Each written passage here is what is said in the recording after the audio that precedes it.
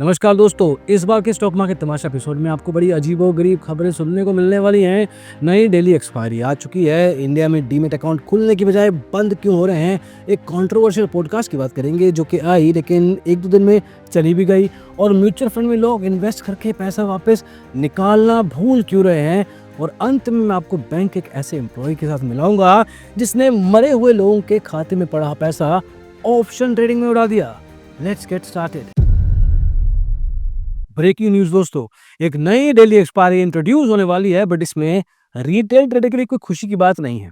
NSE IFSC ने एक नया गिफ्ट दिया है गिफ्ट सिटी से। और गिफ्ट क्या है? Daily expiry of Nifty options, मतलब मंडे टू फ्राइडे रोज का नया एक्सपायरी शो। और एक्सपायरी ने भी बहुत सारे दिन देखे हैं, कभी वीरवार को होती थी, कभी बुधवार को, फिर मंगलवार को, लेकिन अब तो पूरा का पूरा बुफे खुल गया है। एनएसई आईएफएससी बोल रहा है, बेटा सिर्फ आपको एक दिन से काम नहीं चलने देंगे, रोज नया ड्रामा चाहिए।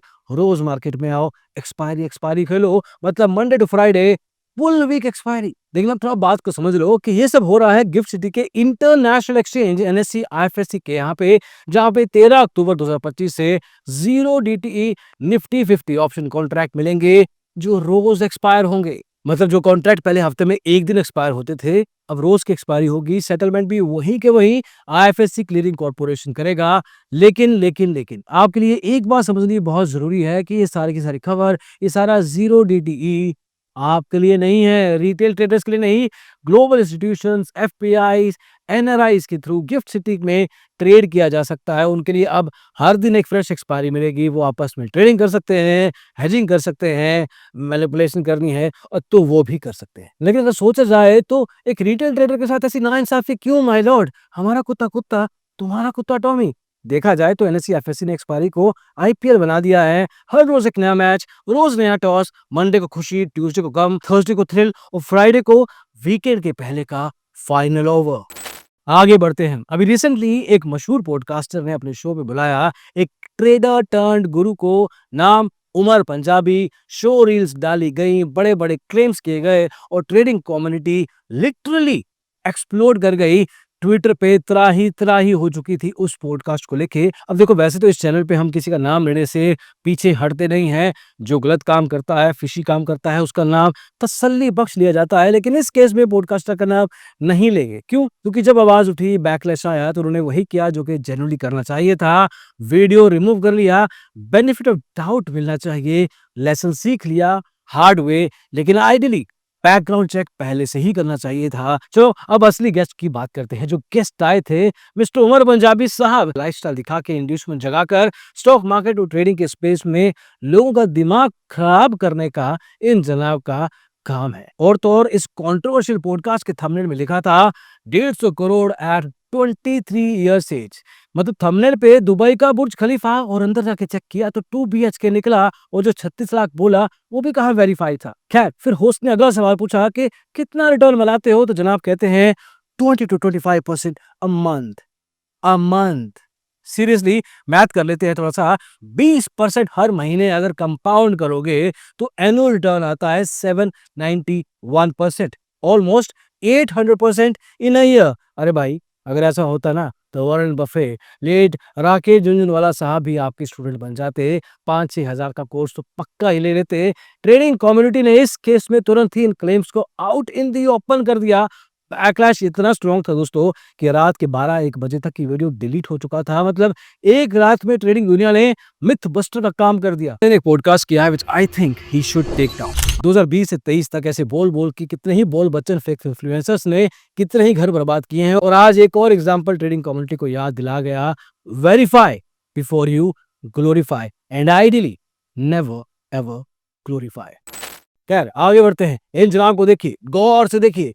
देख लिया, उम्र क्या है? 32 साल। नाम क्या है? हितेश सिंगला। काम क्या करते हैं? बैंक ऑफ इंडिया में स्टाफ ऑफिसर हैं। अब गौर से इनकी कहानी भी सुन लीजिए। काम था कस्टमर के अकाउंट को हैंडल करना, ट्रस्ट मेंटेन करना। लेकिन साहब ने क्या क्या गुर खिला दिए। अपने ही बैंक के 127 बैंक अकाउंट से 16 करोड़ 10 लाख रुपए सिफन ऑफ कर लिए। और ये पैसे का क्या किया? Option trading, crypto tokens, online betting platforms में लॉस कर दिया। ये पैसा था किसका? रिटायरमेंट फंड्स, सीनियर सिटीजन्स के एफडीज, माइनर के डिपॉजिट्स, जिन बैंक अकाउंट होल्डर्स की डेथ हो चुकी है, उन सब का पैसा पहले अपने अकाउंट में ट्रांसफर किया और देन बन गए जनाब ट्रेडर। अब सवाल ये आता है कि ऐसा इस इंसान ने आखिर किया क्यों? क्योंकि पैसा चुराने के बाद भी ये भाग सकते थे, लेकिन ये जनाब ऑफिस रेगुलरली आते रहे। अब मेरा हाइपोथेसिस ये है कि सोशल मीडिया की बहुत सारी रील्स जो कि अभी आपने पहली न्यूज़ में देखी, वैसी रील्स को देख-देख के क्रिप्टो और ऑप्शंस में पैसा बनाना बहुत आसान है। 1 लाख लेके आओ, 10 लाख लेके जाओ, ऐसे बोल-बोल के कितने लोगों ने दिमाग खराब किया है। अब हितेश के पास पैसा तो नहीं था, खुद के नाम से लोन लेकर ट्रेडिंग नहीं करनी, इतनी अकल तो थी, तो फिर पैसा कहाँ से लाएँ? अरे भैया, बैंक में बैठे हैं तो हितेश ने सोचा कि वहीं से ले लेते हैं, अपना ही तो बैंक है, इतने सालों से नौकरी कर रहा हूँ, इतना तो अलाउ करेंगे और ऑप्शन ट्रेडिंग से जब मैं 100-200% कमा लूँगा, वापस बैंक के खाते में डाल दूँगा, किसी को कानो-कान खबर नहीं होगी। और ऐसा हुआ भी। बैंक को तब तक पता नहीं चला जब तक हितेश ने सारा पैसा खत्म नहीं कर दिया और उसने बैंक में आना बंद नहीं कर दिया।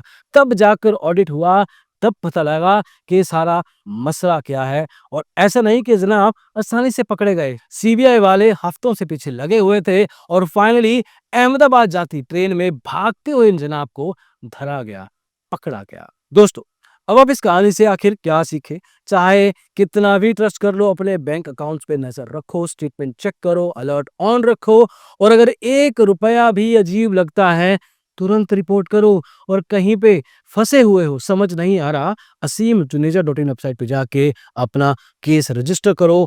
We will try and help you as much as we can. खैर, आगे बढ़ते हैं। इंडिया में हर रोज लगभग 1 लाख नए डीमैट अकाउंट खुलते हैं। सिर्फ वर्किंग डेज की बात करें, सीडीएसएल और एनएसडीएल इंडिया की टॉप मेजर 2 डिपॉजिटरीज का डेटा कहता है। मतलब स्टॉक मार्केट का क्रेज अभी भी जिंदा है, लेकिन डिपॉजिटरीज के नंबर्स के हिसाब से पिछले 6 महीनों में नए अकाउंट्स का ग्रोथ पेस स्लो डाउन हुआ है।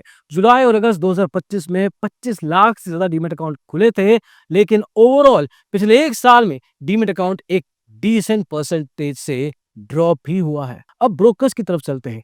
टॉप डिस्काउंट ब्रोकर जो अभी तक ग्रोथ की मशीन समझे जाते थे, स्टॉक मार्केट को आगे लेके जा रहे थे, उनमें से कुछ का ग्राफ नीचे की तरफ जा रहा है। जैसे कि ग्रो, मार्च 2025 में 1 करोड़ 29 लाख डीमैट अकाउंट थे, अगस्त 2025 में आके ये नंबर 1 करोड़ 20 लाख ही रह गया है। मतलब कुछ महीनों में ही 8 लाख 50 हजार अकाउंट्स का नेट ड्रॉप। ज़ीरोधा 78.9 लाख से घटकर 72.6 यानी करीब 6.6 लाख डीमैट अकाउंट का ड्रॉप तो ज़ीरोधा ने भी देखा है। एंजल वन और अपस्टॉक्स भी पीछे नहीं है, पीछे गिरने में एक्चुअली 5-5 लाख के आसपास इनके डीमैट अकाउंट भी कम हुए हैं। लेकिन ऐसा नहीं है कि हर किसी का डीमैट अकाउंट काउंट गिर रहा है। ट्रेडिशनल प्लेयर्स यहाँ पे थोड़ा बहुत गेन कर रहे हैं। जितना डिस्काउंट ब्रोकर्स का ड्रॉप हुआ है, उतना बड़ा गेन तो ट्रेडिशनल प्लेयर्स का नहीं है। जैसे कि आईसीआईसीआई सिक्योरिटीज इसी मार्च से अगस्त के बीच में 18,000 डीमैट अकाउंट का जंप आया है। माइनर है लेकिन इंक्रीज हुआ है। एचडीएफसी सिक्योरिटीज 16,000, एसबीआई सिक्योरिटीज ने 73,000 नए डीमैट अकाउंट देखे हैं। That looks like a promising sign. मतलब सिंपल शब्द में कहा जाए, ब्रोकरेज इंडस्ट्री में अब हु इज एडिंग फास्टेस्ट का रेस नहीं है, अब ये गेम है who can retain longest. Let's see where this goes and where it goes, होगा तो इंटरेस्टिंग ही। वैसे कमेंट सेक्शन में आप ये बता सकते हैं कि आपका डीमैट अकाउंट किन किन ब्रोकर्स के साथ खुला हुआ है और एक्टिव भी है। और आखिरी खबर, 3452 करोड़ रुपए। पिछले साल ये नंबर 2324 करोड़ था और उससे पिछले साल 1838 करोड़। पर ये सभी नंबर्स आखिर हैं क्या? अरे भाई, इतना सारा पैसा पड़ा है म्यूचुअल फंड्स में अनक्लेम्ड। मतलब ये पैसा एएमसी म्यूचुअल फंड जो रन करती हैं वो वाली कंपनियां, उनके पास लावारिस पड़ा है, कोई पूछने वाला नहीं है। और अब सुनो इकोनॉमिक टाइम्स की रिपोर्ट क्या कहती है। 2024-25 में unclaimed money in mutual funds 21% jump करके 3400 करोड़ पे पहुंच गया। मतलब लोगों का डिविडेंड, रिडेम्पशंस, मैच्योरिटी अमाउंट सब पेंडिंग है। और ये पैसा आप और हम जैसे उन लोगों का है जिन्होंने म्यूचुअल फंड में सिप करके एकदम से पैसा डाल के इन्वेस्ट किया, लेकिन कुछ लोगों ने उस पैसे को वापस क्लेम ही नहीं किया। अब कई लोग कहेंगे कि सोचो यार, म्यूचुअल फंड इन्वेस्टर इतने केयरलेस कैसे हो सकते हैं, सिप चल रही है लेकिन लोगों को ये पता ही नहीं, इग्नोरेंस के साथ बैठे हैं, बैंक अकाउंट अपडेट नहीं करते, नॉमिनीज को कोई ट्रैक नहीं करता।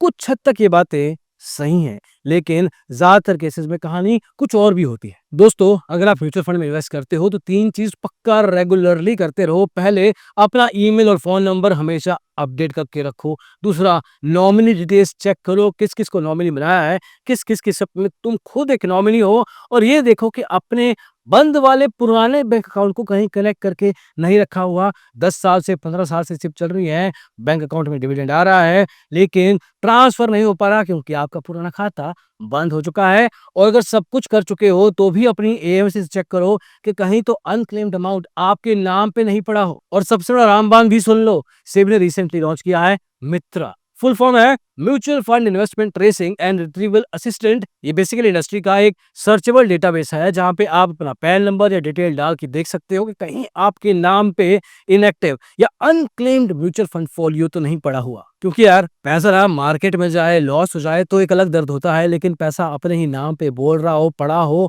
पर पता ना हो, ये तो यार डबल स्टुबिलिटी होगी। इसलिए इस डबल बेवकूफी वाले स्टेप से बचने के लिए जो बातें बताई हैं उनको याद करो, एग्जीक्यूट करो और अपना खोया हुआ पैसा वापस लो। और यहीं पे रुक जाते हैं क्योंकि इस बार की स्टॉक मार्केट तमाशा में इतना ही।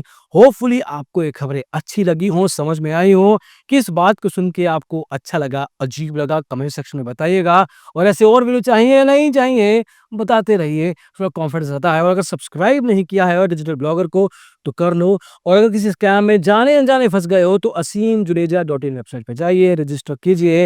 Will try to help you as much as we can.